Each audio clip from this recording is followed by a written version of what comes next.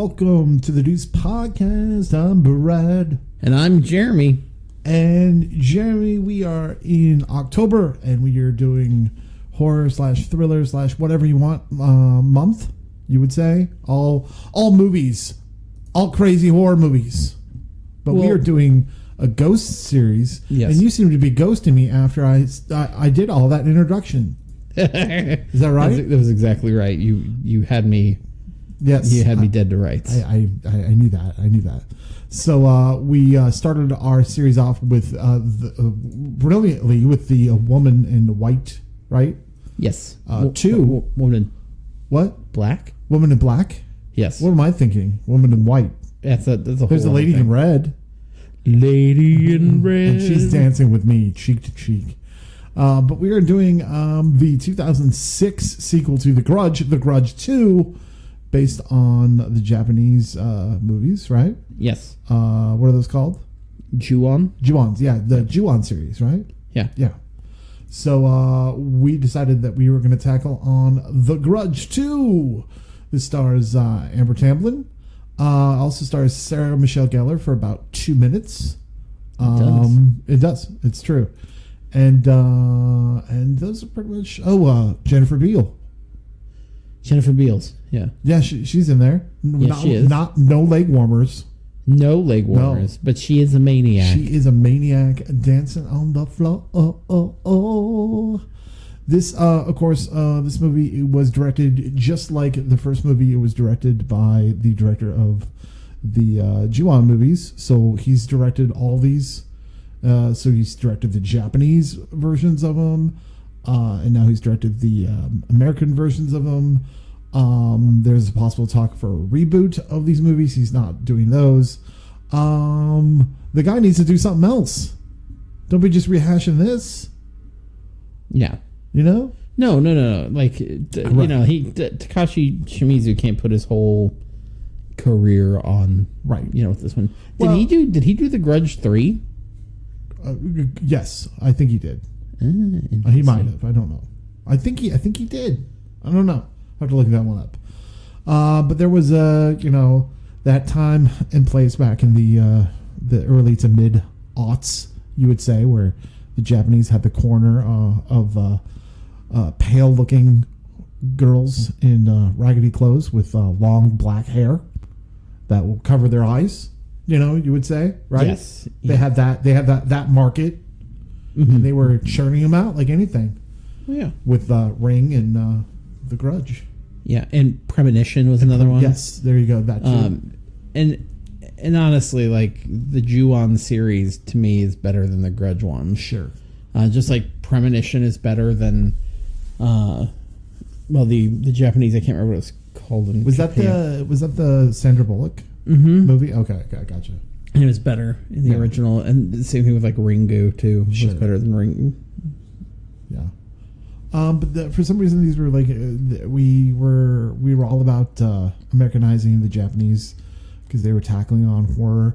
They were challenging horror movies in a different way back then. Yeah, and which seems not the Japanese versions, but the American versions seem a little watered down, a little outdated nowadays. You would say so? I think we were more about like jump scariness. Yeah. And we talked about this last time too. Like we very much focused on like the jump scare aspects of it. And I always thought that like Ju-on, I thought was much more like subtle in its horror. It seems to be. I've never seen them. I've seen bits and pieces. Like what I mean is I've seen clips here and there. Yeah. And I'm always like tensed when I watch them. Do you know what I mean? There's a couple moments in this movie where I didn't feel tense. Everyone walks... I was telling you this when we were watching this movie. Everyone walks into a room very slowly in these movies. They do. Like, deliberately slow, like when they don't need to be walking slow. Oh, absolutely. I've never met anyone who walks into a room slow like that. Like, I'm where are my keys at? Gotta go. Boom, boom. I'm out the door. Yeah. Well, and where are the keys? Oh, let me walk slowly into the basket. And I also think it works like better in like, of course, the originals, but then like in the first one, I think it works better too because it's like suspense is building. Like, and by this point, we kind of know what's going on. So you either need to make it less jump scary and make it more subtle, like to where the slow walking through rooms makes more sense. Right. Or you need to do it like fast moving and jump scary. Now, just like the first movie, this movie has basically like three different kind of, well, not three. This movie itself has three different stories that are kind of interwoven. And I mean, the first one kind of, I'm trying to remember the first one because it's honestly been since it was in the movie theater since I watched it. Not that I didn't enjoy it. It's just one of those things that like I didn't watch over and over again. Yes, no, I'm the same way. Not as much as The Ring. I think The Ring I watched more. Yeah. Because that was more of a big phenomenon than, say, this movie. Than the Grudge series. Yeah, I would agree. Yeah, and I don't know, like the... But there's three stories that get interwoven in this. There are. Which is fine. Like, I'm fine with that aspect of it. And we'll get to the three stories here in a moment. But I just kind of wanted to generalize what was going on. Do we have a plot synopsis for this movie? I do. I have a quick summary of it. Yeah, there you go. Well, summary, plot synopsis. You say potato, I say onion. Well, the plot synopsis is pretty big. Yeah. But the summary is pretty short. So, okay. That's why I said onion. 3 interwoven stories about a terrible curse. A young woman encounters a malevolent supernatural force while searching for her missing sister in Tokyo. A high school prank goes horribly wrong. A woman with a deadly secret moves into a Chicago apartment building. I have the same IMDb page pulled up. Oh, good. Thank you. Yeah. Thank you. No, you'll ruin all my secrets. Oh, no. IMDb secrets. Currently, you can rent this movie, but you can also watch it on the fabulous Crackle. There's a reason why they call it Crackle, because I think it does crackle when it does stream, because sometimes the streaming service of Crackle isn't necessarily up to par with some of the other streaming services. Yeah. And what I mean is, like, it's just kind of pixelates a little bit sometimes. And that's fine. Whatever. Kind of added on to more of the thrill of this movie, you would say. Yeah. Hey. Yeah, I thought that she was getting taken out, and then I realized it was... No, it wasn't. It was not. But before we go any further, we are part of the No Phony Podcast Network. And that's all I got to say about that.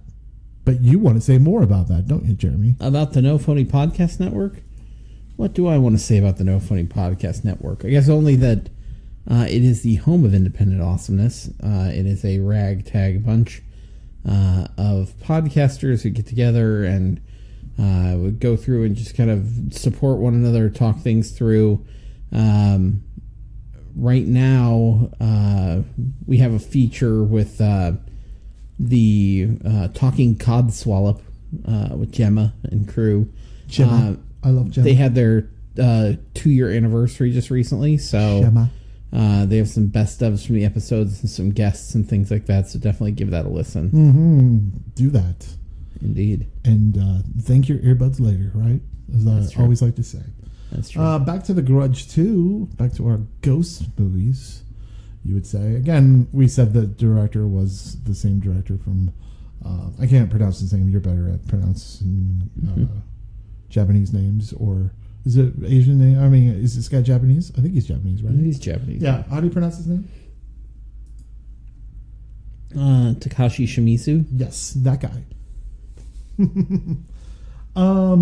You know, he's very interesting. I kind of there's bits and pieces of this movie that I liked. There's a lot that I didn't, but I will get to that when we talk. But let's talk about the cold open, shall we? Yes, this movie. Cold open starts with Jennifer Beals. She's cooking looks like breakfast. Yeah, for her husband, and she's burning the bacon. Yeah. And he just sounds verbally abusive. Yeah, he sounds like he's a verbally abusive person. We don't know what's going on. Sounds like she's been cheating on him. And it sounds like she's just been out all night. He gets mad. So she just dumps the oil on, because he's like, you can't even make breakfast correct. Yeah. Dumps the oil on him and then hits him over the head with a frying pan, and then fade to black, and then we get our credits for The Grudge 2. Yes. And it's just The Grudge 2. There's no colon for that. No.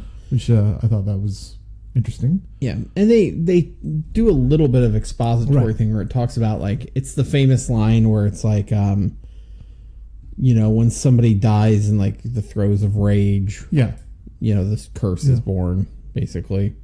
Yeah. So basically, like, the spirit just kind of sticks around there and keeps building. To me, this is like a supernatural cold open. Yeah. Like from the TV show Supernatural in a way. You know, you're like, oh, what's going on? We'll find out because it's going to say 12 whatever. Even though it doesn't, but it's like, 12 hours before. Whatever. Yeah. Blah, blah, blah. So then our movie starts. We are actually in Japan. Greg, we're in Tokyo. And we're following 3 girls from the one of the schools in Tokyo. Yeah, it's like an international school. Like an international school. Yeah, correct. Because they are speaking, you know, American or English. Some people say. Most people not call American, Brad. Speak American. It's just so ingrained in our culture that, like, it's like when someone says American, then I'm just like, damn it, don't say that. Yeah. So I'm like, So they're speaking English, and, you know, which is good for us because then we don't have to read the movie and accessible for American audiences. So, great. So there's a new girl. They think she's a new girl, right? But she's actually been there for about... Yeah, she's been there for like 6 months. Which is crazy that you're like, hey, aren't you new? Usually you know when there's new people, like at a school, right? Yeah. So I think they're just being what, Jerks. mean girls? Yeah, they're just being Being mean girls. plastics. Yeah. It happens. And so, like, this poor girl is, she's wanting to fit in. She wants to be part of the group. But, you know, of course, they've treated her like crap. But they've invited her to go hang out with them. Right. And where, of course, are they taking them? A murder house. The murder house. The house from the first movie that Sarah Michelle Gellar was in, right? Yes. Yes. Yes. By the way, Sarah Michelle Gellar, not related to Ross Geller. I found that out. You know mean the fictional character, Ross Geller? Yeah, they're not related. You didn't know they weren't related, though. Right, I know that, but, you know, who knows? I just want to make sure that people realize Ross Geller is a real person. It's good to, you know, educate people, Jeremy. Yeah. So basically, they say, hey, this is the most haunted house in Tokyo or Japan. Yeah. I think they said Tokyo. I don't think they said. No, they said in all of Japan. Did they say all of Japan? Yeah, because I thought, it's all of Japan. So they go in there. You know, they convince the new girl to go in there. Well, and you see the house. It's really disheveled. Like all the leaves are off the trees. Like everything is just trash. Yeah, it's cold. You can tell it's like disheveled. Yeah. Something has happened in the past, and they convince the new girl to go in this kind of closet area. Yeah, it's the way up to the attic. The way up to the attic. Yeah. And that's where she thinks she sees something and freaks out. Yes. And the whole pale face kind of girl with the long hair falling in her eyes. Yeah, comes Ariako out. or Kayako. Yes, and then actually, is it? Because at the end, I thought that was maybe, you know, spoiler alert. I don't want to give it away, but I thought that was Amber Tamplin's character towards the end. Oh, was it? Yeah, it looked like Amber. Like when they do, that makes sense. When they do the flashbacks at the end, then it probably was Amber Tamplin's character because it looked like her. Oh yeah, probably. So I'm like, well, that's cool. Well, that's how it happens. Like in the first movies, in the Ju-on and the Grudge. Like right. So that's what I was thinking. That you know, because these are all connected, but they're out of order in a way, which is fine to do. I'm okay with that, but at least make your story interesting enough to keep me elevated for. Well, there's a lot of filler in here, and there's again jump scares that are supposed to you know. Honestly, the time jumps because with the interwoven parts of this, to me, that's like the only thing that kept me really that's interested pretty much in the it. most interesting part of the movie for me is the fact that this is you know told out of order. Yeah, and done in a fine way. Don't get me wrong. Yes, as far as the structure of the story itself, but when we get into the meat and potatoes of it, It's a little boring. Well, because you're left to contextual clues to figure out like when things are happening and in what order. Right. And so that keeps you guessing. Yeah. So like when anything else, it's very. When Amber Tamblin's character goes to look at the house, that's what I wanted to get. I actually just wanted to set up all three different stories first, and then go there.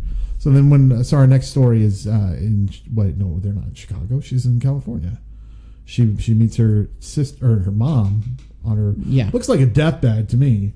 Yeah, I think she's sick. She's got sick or dying, and says that your sister has been in an accident in Tokyo, and so you fly over there and find out what's going on.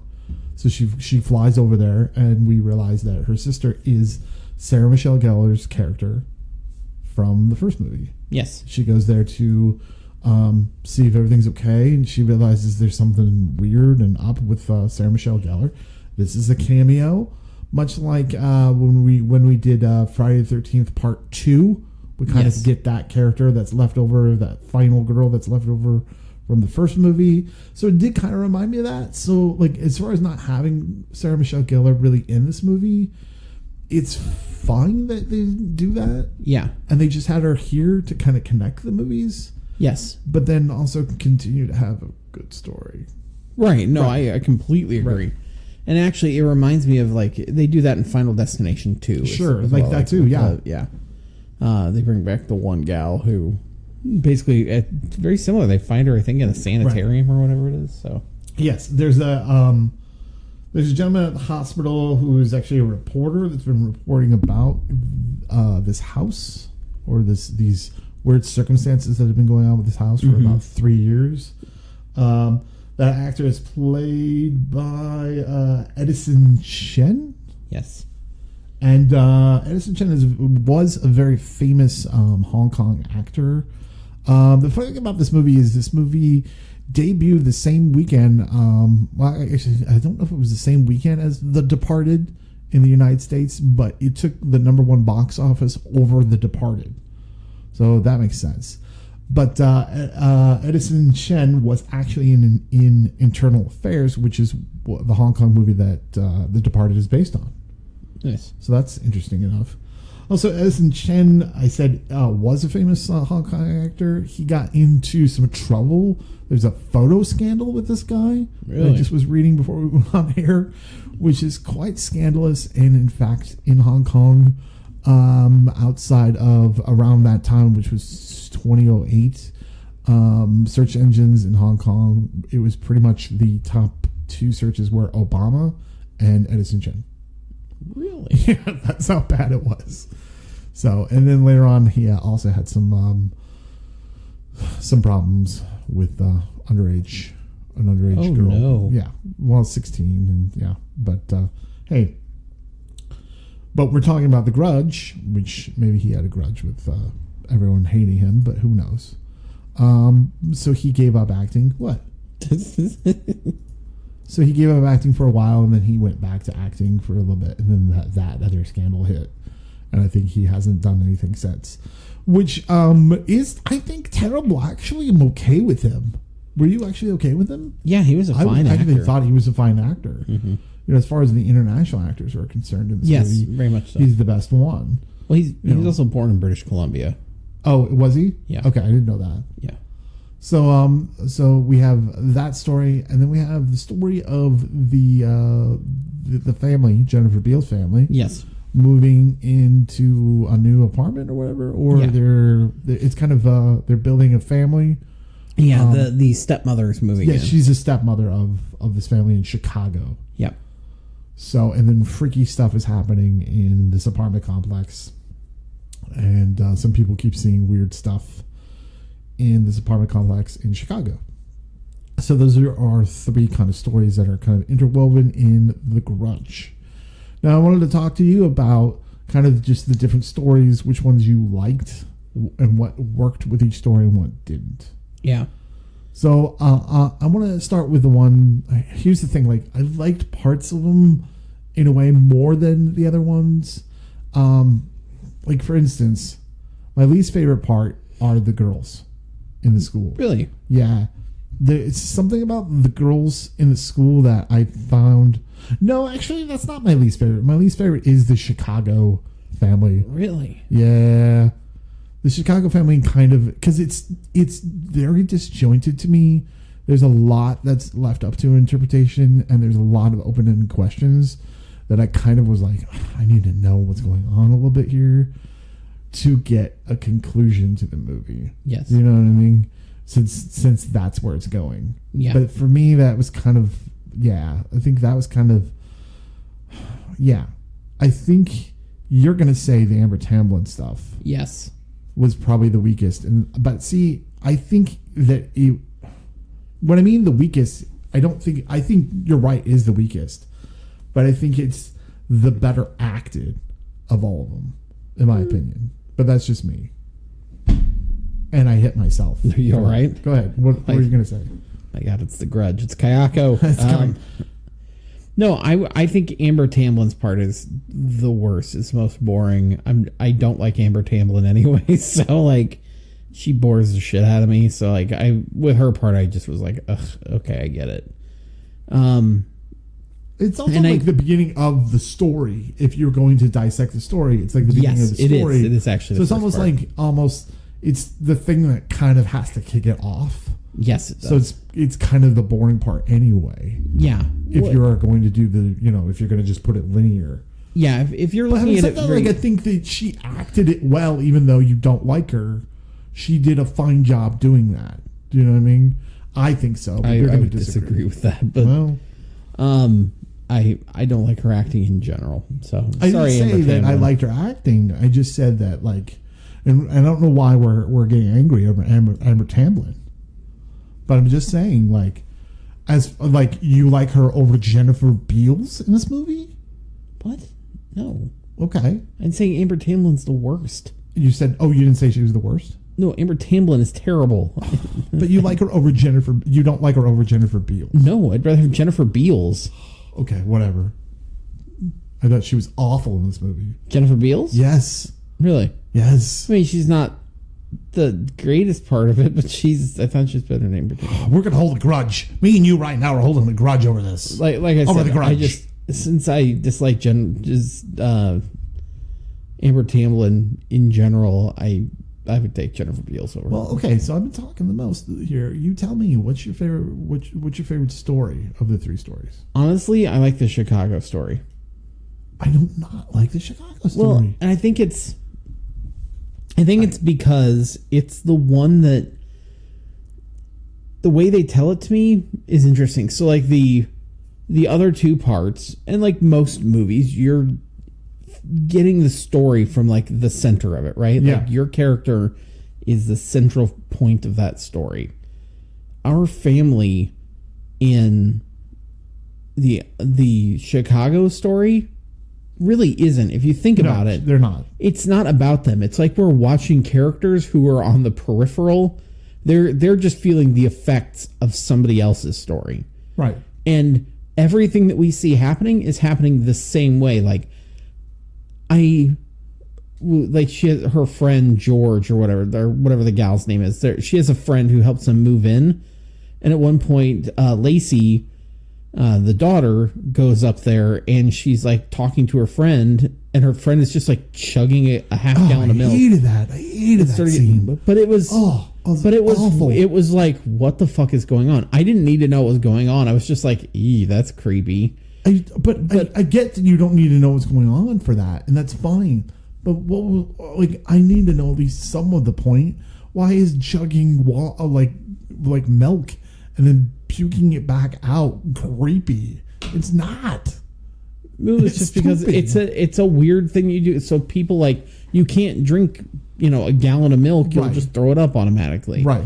And so doing something that's bizarre and self-destructive. If it's like you see the same thing across the Chicago storyline, you see the change in the Tish and whatever the dad's name is. I can't remember. Generic actor. Yeah. Yeah. Bill. Trish and Bill. Yeah. Very much in love when they get there.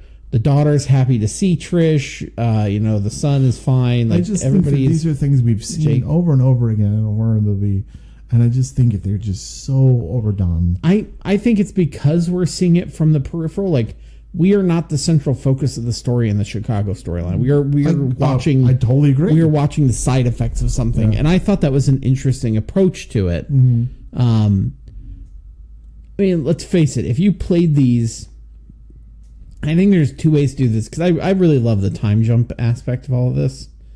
But like, if you there's sometimes you can do it right and sometimes you can't. And I as much as I like the time jump aspect, and I think it adds to the movie for me personally. No, not for I know me. it doesn't for you, but for me personally it does. It's not the strongest use of it. Like, right, that's what I mean. So like if I watched Pulp Fiction sequentially, right? Right. I think individual stories are strong enough for me to go, oh, cool. Okay, like I still get what's going on. It makes sense. I could still enjoy it. Whatever. I think if you unwound these and just ran them sequentially, that I would be even more bored with it. Oh, I would be because bored the with stories it. aren't that fantastic. I mean, they really aren't.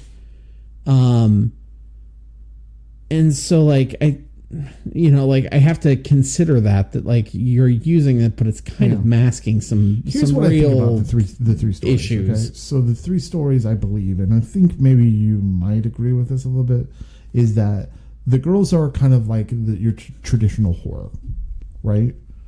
And the Amber Tamblyn character is more of the kind of detective thriller aspect of it. I would agree with And the third part, the Chicago people are kind of the weird Twin Peaksy kind of like obscure kind ofness of that you get in horror movies, right? Yeah. And the reason why it did not work for me in Chicago is because I needed it to be even weirder than that. Yeah. Do you know what I mean? I think it could have stood to be weirder. That's why I don't like it, because I'm like, if you're going to do that, go balls to the wall. Like, do it. Make it an art house horror flick, and you can just bang this out of the park by doing it that way. Uh-huh. You know what I mean? And by having these three different stories, I feel like you just don't know what you want your horror movie to be. Do you know what I mean? Agreed. Like, what I'm saying is, like, when I say that there's bright parts in each one of these, I think there is a bright part in the Amber Tamblyn character's story. There is that moment where she does talk to her mom over the phone, where she's just like, you know what, you don't get to talk to me like that anymore. And I think that was a great moment for Amber Tamblyn. It's a wonderful acting moment for Amber Tamblyn, for an actor that you might not like very well, but she does it very well. I think any actor could probably do it, don't get me wrong, but I think that was more of a subject that maybe you could build a horror movie around. Like, nowadays you get horror movies that are kind of more socially based, and I feel like that was more of like the Amber Tamblyn's character that we keep seeing more and more nowadays, as far as more grounded in reality. And I feel like the Chicago people are less grounded in reality horror movie and more stuck in where we were in 2006, to where we have that really, really weird stuff. Mm-hmm. Where I'm like, ugh, just go for it, you know? Yeah. I don't know. That's what I'm saying, and I guess that's what I was trying to say. Yeah. Oh, don't get me wrong. I don't like Amber Tamblyn as an actor. I think she's actually funnier as a person than she is as an actor. I will say I think she does better in comedy than she does it. Agreed. I personally like her better in comedy than drama. Like, I could maybe take that, but like, to me, she was just a very weak person for this. Not weak person, but like, I think the role could have been done better if they had somebody who was like maybe a little stronger in that dramatic piece than there are Amber moments when you're like, when you are watching her and you're like, you're Sarah Jessica Parker light, or not Sarah Jessica Parker, Sarah Michelle Gellar light. Yeah, you know what I mean. You really are. Yeah, you know, so like, you are a generic version, and I get that, and I know what you're saying. So there is some commonality with that. So yeah, I'm really. So is that what you were talking about with the Chicago part? You know, and like, that's what I meant. Like, I don't think it's a bad section of story. Mm-hmm. I just wanted it to be even more creepy than what it was. I would have liked to have more of. So one of the things I liked about the original movies was when when it comes to the part where all of a sudden, like, all the ghosts are busting out and they're like crawling down and stuff. I would have loved to have seen a apartment building full of these people who've been taken by the ghosts, basically just all swarming on them. Like, to me, that would have upped the freakiness. Agreed. That would heighten the situation even further and made it weirder and fun to me. There's a fun part of this that's missing. This isn't a fun movie for me. Do you know what I mean? Yeah. There's no funny. It's not funny at all. You know? Yeah. It takes itself too serious in parts, and I think that you could have lightened that a little bit with the Chicago part. I would have rather, and maybe it's a testament to like the Americanization of it too, right? But like the whole like addition of Kayako's mother, where now we had to explain what is going on. Yeah, we can't just trust that there's haunting. We have to explain that there's like magic and like she had concentrated darkness. I agree. Inside of I her. hate that part of Amber Tamblin's story. Yeah, and Amber Tamblyn like really like at one point where she just kind of like backs away and like walks out of there, and I was like, yes, we should all be doing that. Yes, right we should now. be doing that. Yes, run, Amber Tamblyn, run. Mm-hmm. I agree with that. Let's talk about like some of the I guess you would call them deaths. I mean, these movies are so weird to me, where they get sucked into a mirror or they get sucked into a photograph, and I'm like, where do they go? Do they die? Do they then come back as ghosts themselves? Which we later on see that they kind of do. Yeah, you know, in a way. And so I'm just like, why? And also like we're doing a lot where it's just someone behind our character with their hands, pulling them back, and that's not creepy to me. Yeah, I think it like could have been. Was, but now that we know it and we've seen it, yeah, I would say it's done. I think it's so like in the Grudge when like the hand comes out of the back of her head. Yes, I think that's creepy. They did the shower scene in this one again, where like she just had more hair coming out, like that wasn't hers, and I was like, what? But you're also like, it's just the same as the first movie. And like some of that stuff, granted, like some of that stuff I think is creepy. Like think of like when you're doing something and you feel like, you know, just an errant nerve goes off and you feel like somebody's touching you, even though there's nothing there. You know, it's just like your imagination runs wild. Yeah. And I think that's what's great about that creepy piece of it is like, oh my God, like, you know, like, oof, that gives me chills because I've, you know, if you feel a random breeze, you feel something brushes up against you and you're like, what was that? You know, like you can be spooked out by those things. Sure. But I think the part that like they do it so much. Yes. Like, and the one that I was just like was at the very end. Oh my God.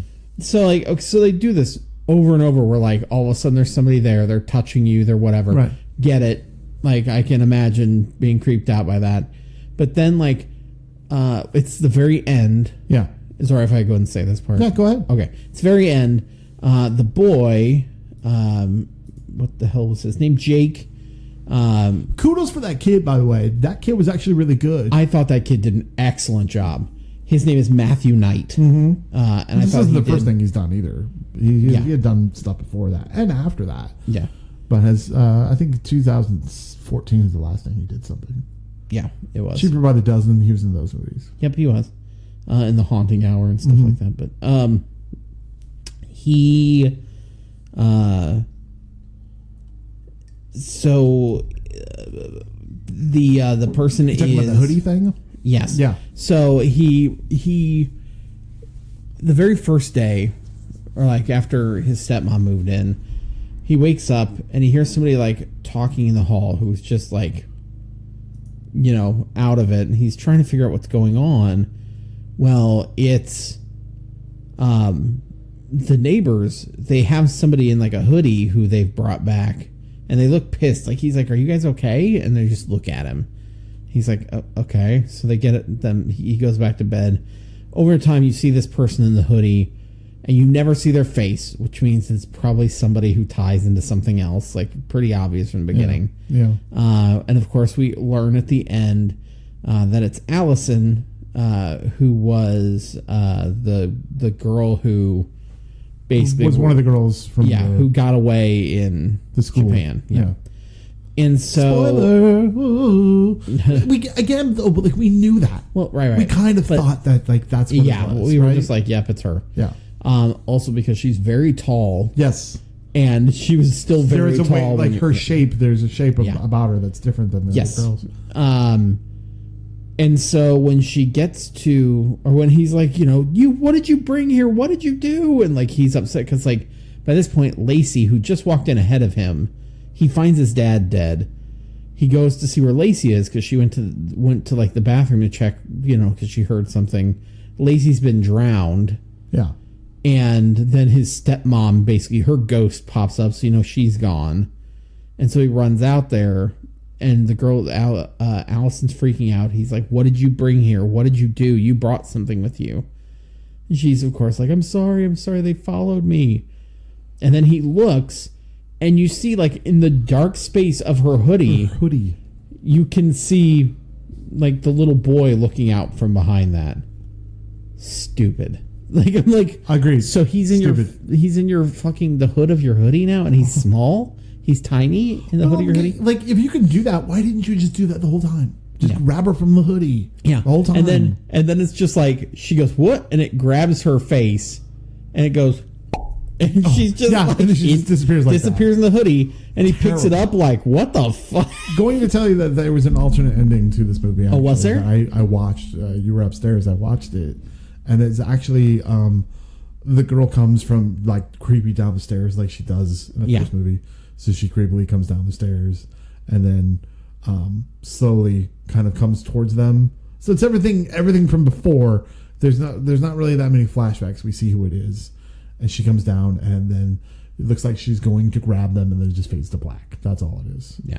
So there's no pop, and there's no like weird ending. But obviously, Jason the kid. We assume survives. Jake. I'm sorry, Jake the kid. Because he's in Grudge 3. Yeah. Which, sure, whatever. Sure thing. That's fine. Yeah. I mean, is there anything else you want to talk about, like, this movie? Before getting into our 5 questions? I mean, it's really kind of... Not, like... there. Yeah, I mean, we pretty much talked about it. To me, it's weird, like... How do you feel about...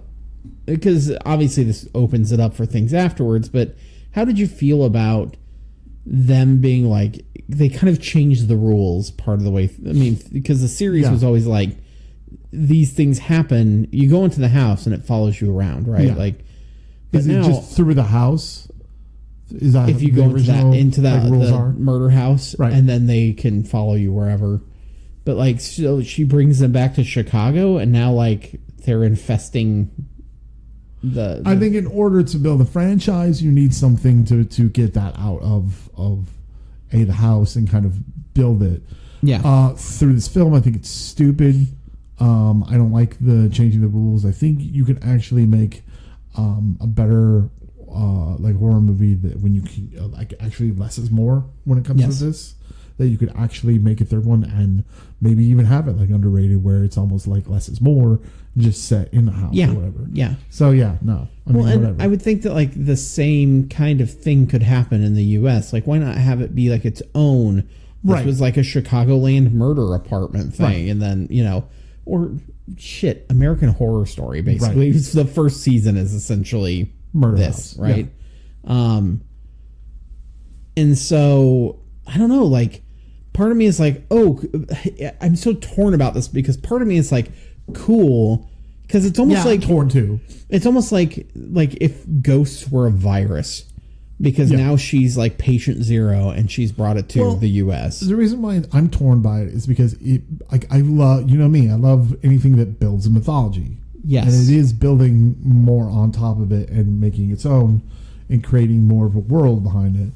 However, I think it just does it all wrong. It doesn't, and I think it just rushes into doing it too quickly. How about that? Yeah. And so that's the reason why I don't think it works as well as, say, all of a sudden something happens and they read something. They try to like stop it by some kind of spell or something. Yeah. That actually then sets it free instead. Yes. That's a little bit more like something I would get behind than and it was like just there it is like a virus. Well, and they tried to with that Kayako's mother crap. They tried to like introduce the aspect of like, because she wasn't like but then what's the point? Basically, later an on, exorcist. it just goes to Chicago. There's no point to that with the mother, right? She was like, she was like a healer who would take like the darkness out of people, but it had to be contained. So she would use her daughter as the vessel, which is like when Kayako is killed. And I just rolled my eyes. In the history of it, that's why her spirit, like, why all this went nuts is because now that darkness was unleashed, basically. Or just, you just have that. Just have her, why can't she just haunt? Yeah. Yes. Or, like, okay, so either this is a world where all of that magic is part of it, right, or it's not. Like, to me, like, there's no other mention of the magic, right, because if you have a way to, this is happening through magic, you need to be able to, like, have a magical way to undo something.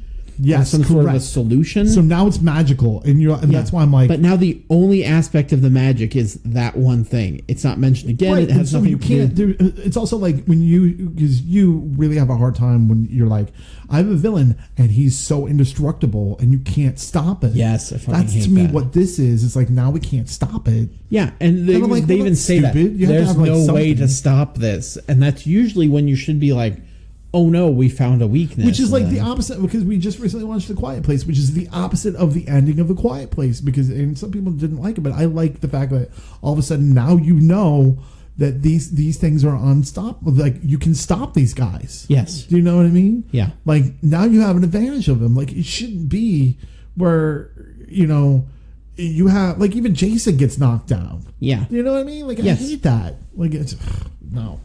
Okay. Yeah, I agree. And again, like, there's good parts of this movie, and we will get to it. But I think we should get to it by doing our 5 questions. Okay. So number 1, what do you think is the best part of the movie? I actually believe the way that this guy sets up scenes and the color aspect of the movie heightens the situation of the scene itself, right? Yes. So, like, he actually does a good job of staging stuff and making you feel tensed about stuff. Yes. But the follow through in this movie never pays off. Mm-hmm. But he's really good at kind of putting you on edge a little bit, right? Yes. Yeah.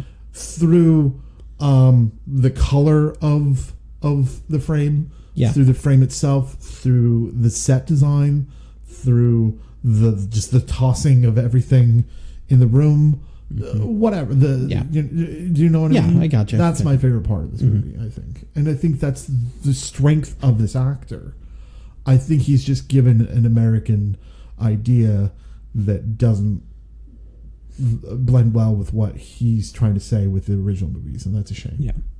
Also, I just kept thinking, on a side note, why aren't, like, Sam and Dean Winchester just taking this thing out? Like, put a circle of salt around yourself. Right. It's very, what we've just, whatever. So I think, what's your favorite part? My favorite part of the movie, honestly, is the time jump stuff. Now, I think it's done effectively better in other movies. Agreed, yeah. But I'm a big sucker for... And I have seen it done very poorly too, but, like, I'm a big sucker for, like,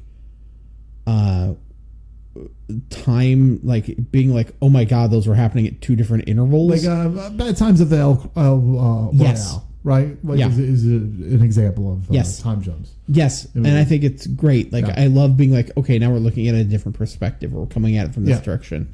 I don't think this is the strongest example of that. But kudos.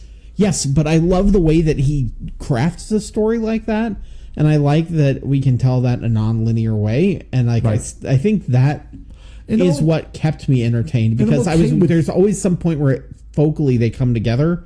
Yeah. Well, that's what I was going to say. I'm okay with the O. Henry ending, even though we saw it coming. Yeah. But it also, like, I don't know.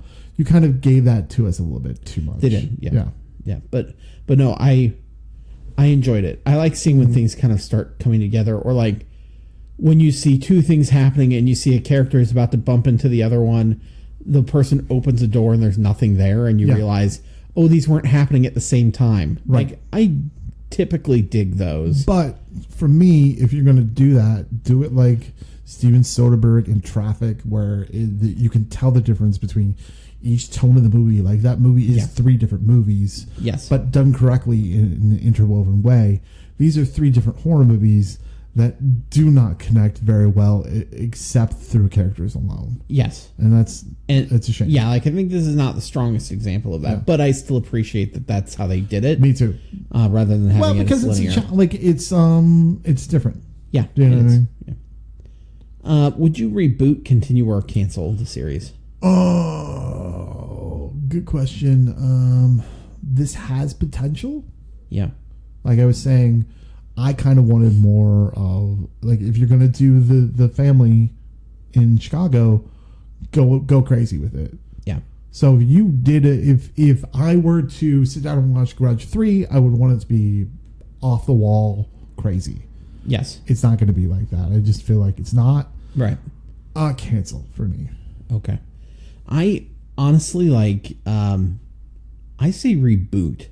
Which it's going to. Which it is. I don't know. I'm going to say my own kind of reboot. Like, I would just, like, start over with it and almost make it more, like, have each movie be its own standalone kind of thing. I just was going to say that. If you're going to reboot every movie to where it's different genres of a horror movie itself. So, like, Grudge 1's a different genre of horror movie. Grudge 2 is. Grudge 3, they might come all together. Not even that. Like, I think, like, just saying, have one in Japan, have one in the U.S., have one in the UK. But would you have 3 different stories going on, or would you have one linear story? That's the question, because you want to reboot it. Like, in each one? Yeah.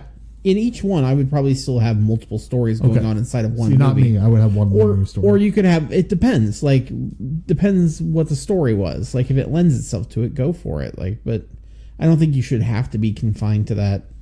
No, you shouldn't, but there's history of it. But I think, like, okay, so if I was doing a Chicago story, if it was just set in that apartment building, like, I might do it more of a linear thing and show people, like, breaking down, or maybe just do, like, more like a Bad Times at the El Royale with that one, where it's like, it's not heavy, but it's still going back and looking at the individual tenants or whatever it is. So sure.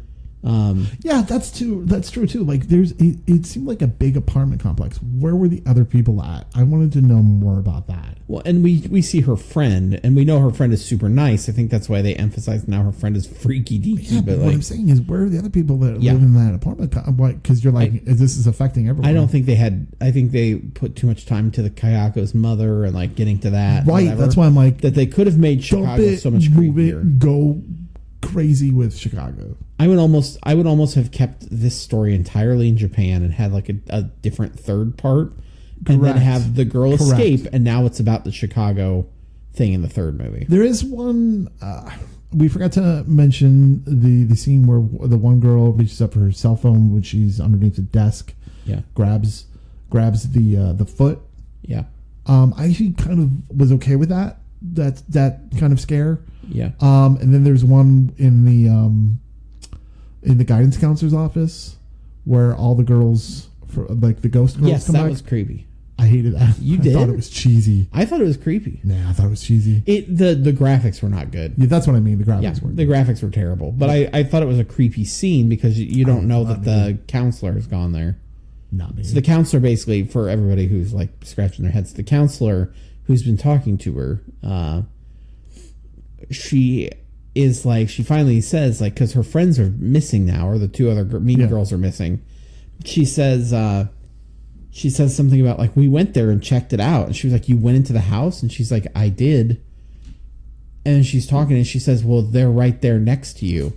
And so Allison looks, and the other 2 of her friends who are dead now, or ghosts, that part was okay, but when we went back over to the shrink lady, I was like, whatever. Yeah, they very clearly, like, digitally, they just had her make a face or whatever, and then, like, digitally edited over her. It was cheesy. To make her look spooky, and it looked cheesy as hell. Yeah. So, like, that was goofy. But, like, I think that was a creepy scene. There's the peekaboo scene too on the bus with Amber. I think that was from the original Ju-on. But they cut it out in the American version. Yeah. Because we were like, why didn't they have something like that? And then they did it in this one, but they still did it wrong, in my opinion. But yeah, they did it wrong. Okay. Question 3? Yes. Does this film stand on its own? No. Yeah, I don't think so either. No. I think when you're doing something where it's interwoven stories, it's not supposed to. And because you have questions, and those are the things that kind of are intriguing you in the story.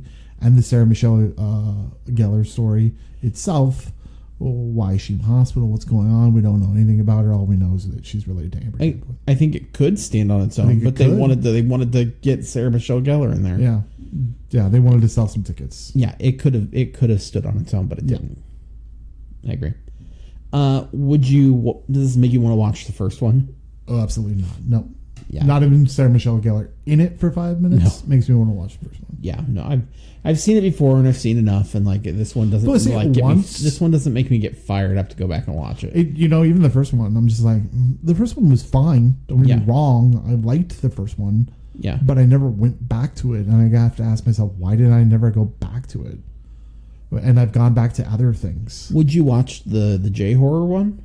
Yes, because I've seen bits and pieces of it, and I think that's kind of like there was moments when, even when you know how you click on something and it says watch the trailer, and it was one of those for the Japanese version, and I was kind of freaked out by it. Yeah, because I think he sets a tone great.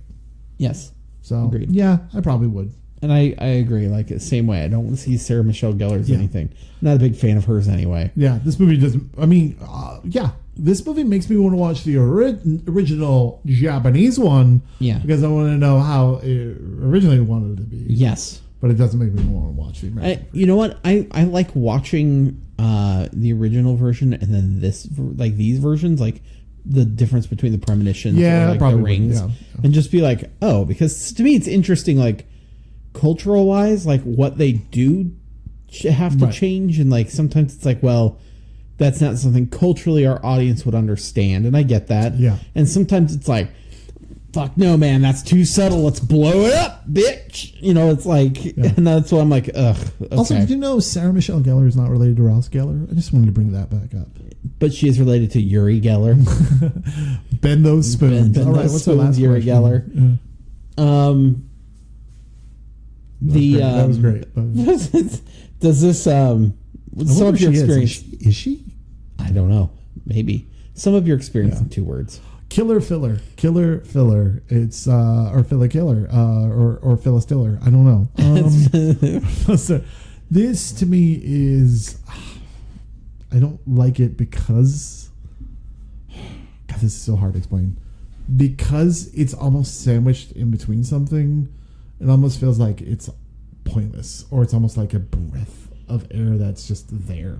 Yeah. You know what I mean? It's not like, oh, I had to catch my breath after being underneath blankets because I was scared, right? Yeah. It's just kind of just there because it's like all of a sudden the ending tells you it's going to continue through, this area in Chicago or whatnot. So I'm like, I don't really care. So I'm like, I'm done. You know what I mean? Yeah. I felt like it was almost, there was kind of a pointless aspect to it that I couldn't get past. Maybe I just didn't want to, and that's kind of on me, and not on the filmmaker. Yeah. Yeah. So just filler killer. Yeah. Or Phyllis Diller. Okay, it's a lot of words, but Phyllis Diller. I'm going to go with Grudge match. Grudge match. Boom. I was waiting for that. So you were waiting for me to say that? Because I'm not. I thought you were going to take it, but you know me. So no, I say Grudge match, and because I think that the movie is fighting with itself a lot of times. Yeah, it is. Yeah, you're right. It's fighting for like what it's trying to be. Like you have one aspect where it's like, okay, we're going to make it this kind of horror movie. I think like the 3 parts of it. Again, 3 different movies that kind of wrestle with what the tone of the film is going to be. And because they flip back and forth between them, it's hard to gauge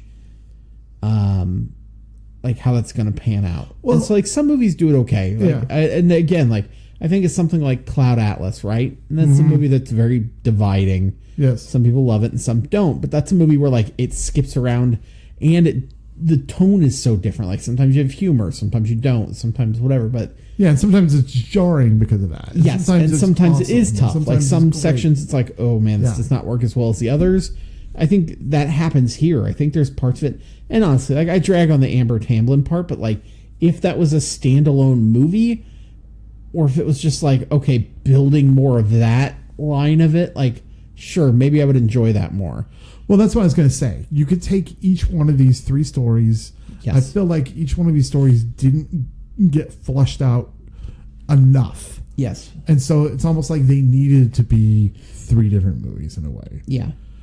Because the way they were written is almost like they were hastily put together instead of putting it together correctly. I feel like they wrote 3 Grudge shorts. Right. And then just like, just I'll just cut this right here and plop that there, and then boom, we're good. Yeah, and I know more of it went into that. And I hate to diminish, like, this isn't the worst movie. Oh, I don't think it is. And I hate to diminish like the work and the style that went into this, because like I think what they're trying to do is very like I enjoy it, and I think it's very like noteworthy that hey, you tried it. And some audiences aren't going to appreciate that. There are some people that reviewed this movie that I think were way harsh. Yeah. More harsh than it should be. Yes. Because there are aspects of this movie where they are going and they're doing the best that they can as far as like the set and the creepiness that goes along with that. Yeah. I just think that it's not glued together correctly. Right. I agree. I agree. I think there were some missteps, and I think there's some weak like structural things with this. Like, I really appreciate what they were trying to do, and I appreciate like the approach on some of that stuff, but I really think it missed the mark. Yeah. And so there you go. You've been deuced on The Grudge 2. So if you want to watch that, go watch it on Crackle, or you can rent it. Watch it on Crackle while you eat a Crackle bar. There you go. Get Crackles. Crackle bars, like in the miniature ones, because I'm sure they're all out for Halloween. Yeah, so there you go. What else are we doing for our Ghost series coming up?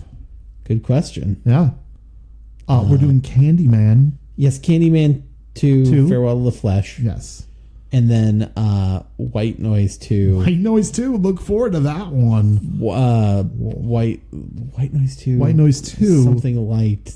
I think it was White Noise 2.